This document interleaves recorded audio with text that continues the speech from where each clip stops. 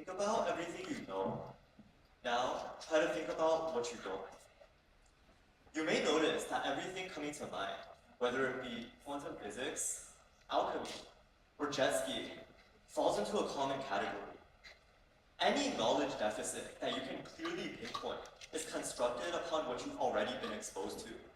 You don't need to know the complexities behind quantum physics, or even what that term means, to understand that the discipline is outside your field of expertise. But deep down, some part of you knows that such a study exists. If we take this thought experiment a step further, now try to create something entirely new, something you've never seen before. I'm sure your mind will whir with possibilities. A museum displaying only the silhouettes of artifacts, perhaps, or the ultimate fusion of all the Italian brain rot characters. But again, if you look carefully, these fictitious creations are all based on things you can already conceptualize, mere mixtures of different images that's flashed through your brain. So what about literally everything else?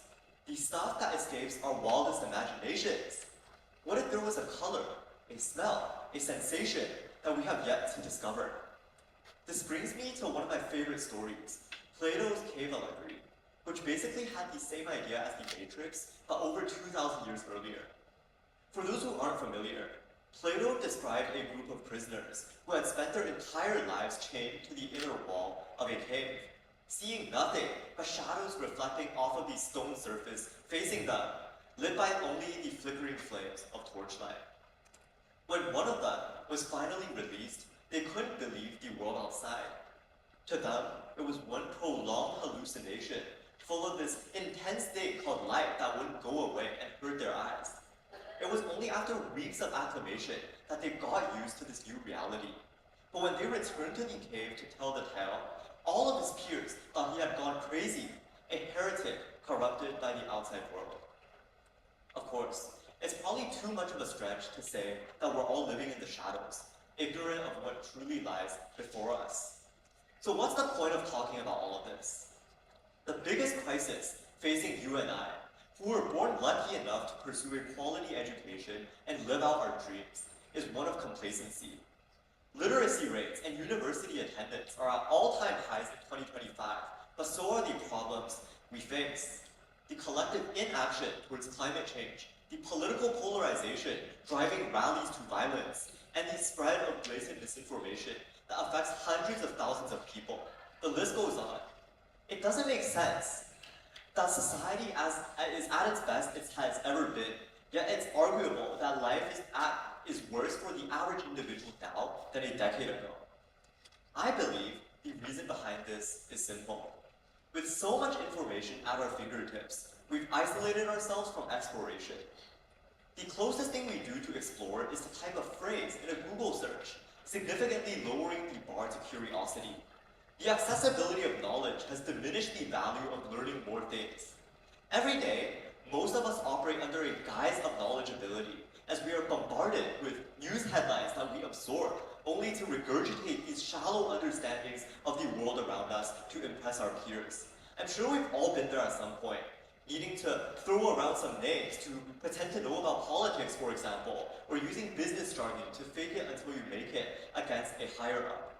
Over time, we are subconsciously socialized to believe what we tell ourselves, that we are informed that there is no need for us to do anything more. It is this feeling of self-assurance that stymies curiosity. Therefore, despite having everything laid out for us, we have lost the drive to inquire into anything whatsoever.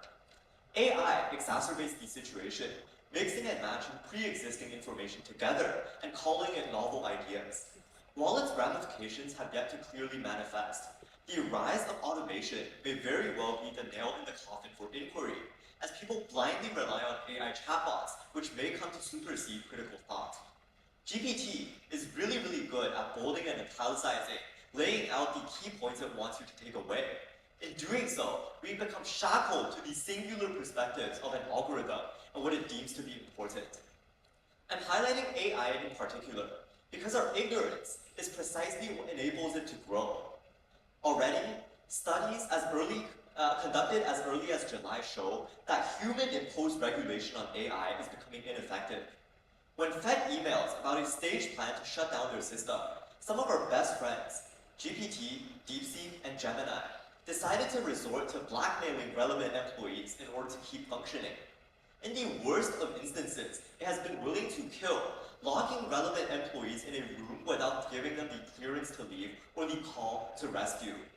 All of this occurred while the AI was instructed specifically not to threaten, harm, or kill at any and all costs. This jarring realization has dangerous implications. If AI is already disobeying explicit orders, contradicting those given to them because it's developed an understanding that its survival is the precondition to it being able to carry out all of the goals it was instructed to achieve, who knows what the future holds? Right now, we're still capable of observing it in a controlled environment, but what will happen when we become so dependent on it and the internet at large that we cannot identify its loopholes? Similarly, when it comes to people, there is no longer an impetus for us to reach out and get to know someone, since most of their important information is likely available on their email in this convenient app called LinkedIn. We as a generation are turning inward. Nearly 58% of the world is thought to be introverted, a statistic that has steadily risen over the past decade. Increasingly, we view those around us in nothing but labels and credentials, akin to living ghosts. Think about it. When was the last time you asked someone you didn't know about, something about themselves, not what they did, but why they did it? You'd be surprised at what you didn't know and what you're missing out on. Even regarding experiences, too many are at our disposal that we often miss out on the options most meaningful to us.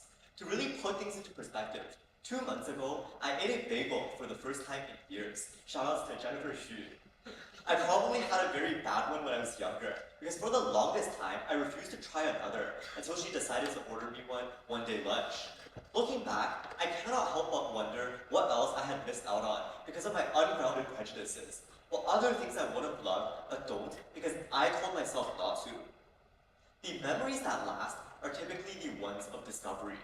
The awe my 6-year-old self experienced as I witnessed the dough of the bread rise as it baked in the oven. The silent satisfaction after finishing a good book. And the joys, above all, of forming close connections as you learn about lives outside of your own.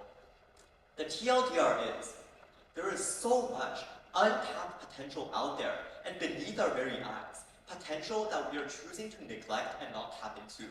New colors, new experiences, new concepts waiting to be uncovered.